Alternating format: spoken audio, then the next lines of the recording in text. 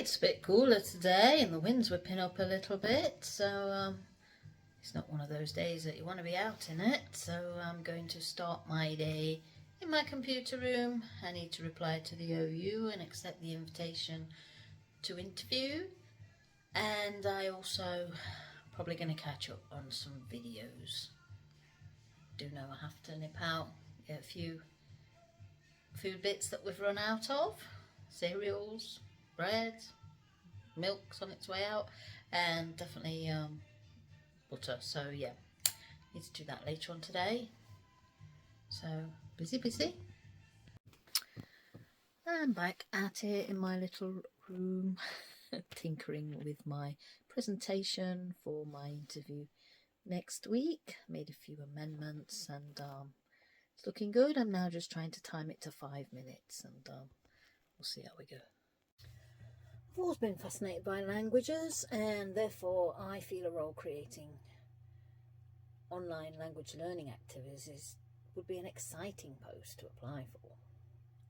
Particularly as I've spent the last 10 plus years using online learning activities to learn a language myself. My fascination with language stems from a desire to communicate with other cultures in their native tongue, to learn and to understand their vocabulary and cultural norms.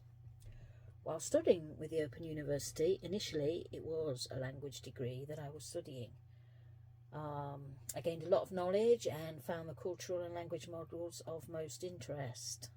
Those being exploring languages and cultures, Portales Beginner Spanish, and Spanish Studies Intermediate.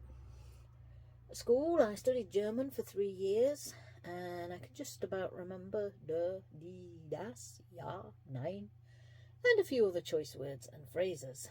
Though, if I'm honest, I have spent the last week on the German language apps familiarising myself with further basic German words and phrases, just in case. My desire to learn the Spanish language came about after visiting Mexico and picking up a few words. I was quite overwhelmed with the way the Mexican people communicated with the tourists, always in English, and I knew that I wanted to communicate back with them in their native language. Hence, that's where my Spanish learning stemmed from.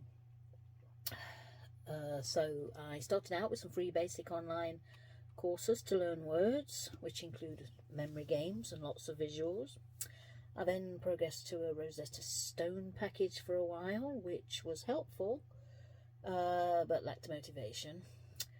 Tried language learning apps and courses from FutureLearn to BBC Bitesize, OpenLearn to Memrise.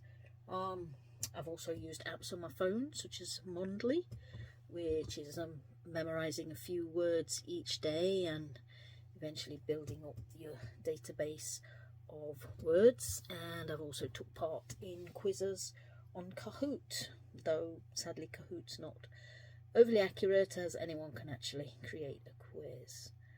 Though I have to say, my favourite by far, most creative and visual resource is a website called Rokulingu. It's aimed at children primarily, however it's also good for beginners. They produce high quality songs, videos and games to keep language learning fun and make it entertaining. And I started my child with that 3 years before she was due to start learning Spanish at school, and while she kept practicing, she did actually excel thanks to that program. So you could say I'm quite clued up on both online and offline language learning resources. I've tried everything from books to audio CDs, card games, comics, Spanish subtitled movies, and listening to some Spanish speaking radio stations. Some are more rewarding than others. Therefore, I believe I have a lot of insight to offer towards language learning based on my own personal preferences and experiences of using a variety of applications and resources. And whilst there were several other projects that attracted my attention, it was the internship with the Centre for the protection of women online that also caught my interest. Having spent more than 20 years online observing engagement habits across social media sites, I'm aware of how certain females are treated online just for offering opinions or posting the wrong image. I have a female child with learning difficulties, and therefore I have to educate and monitor her online activity on a daily basis. I have given her an online presence so that she isn't ridiculed by her peers.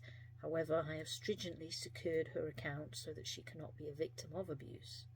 I've done this by altering privacy settings, disabling comments, and limiting her access to potential harmful sites.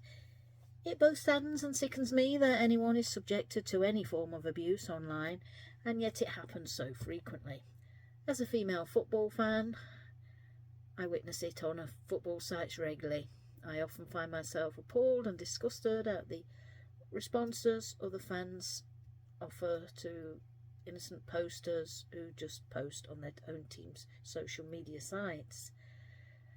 I feel this too is a subject area that I'm sure I would get great satisfaction working within. Therefore, if I can play a role in promoting, educating and changing this culture, then I'd be more than happy to do so. So which is why I'd also like to be considered for this internship too. Thank you very much for listening.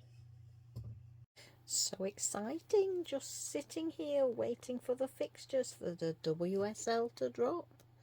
They're going to go live in 1 minute. Can't wait.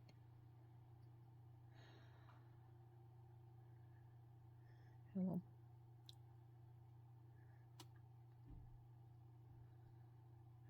Hoping Sky Sports are going to put them all on together. Otherwise it'll be a quick dash around everybody's website. But I was doing okay until dinner time, and then it hit me. Searing pain in the left abdo, and I could feel it all swollen up again, causing me lots of pain. So I decided to take myself upstairs for a lie down, because that's all I could do. Since so much pain I couldn't move. So that lasted for about 3 hours. And I got back up about 6 and played a couple of games of Othello. And yeah, got to keep my mind busy because the body doesn't really want to move at the moment. But hey ho, tomorrow's another day, and hopefully I'll feel a bit better.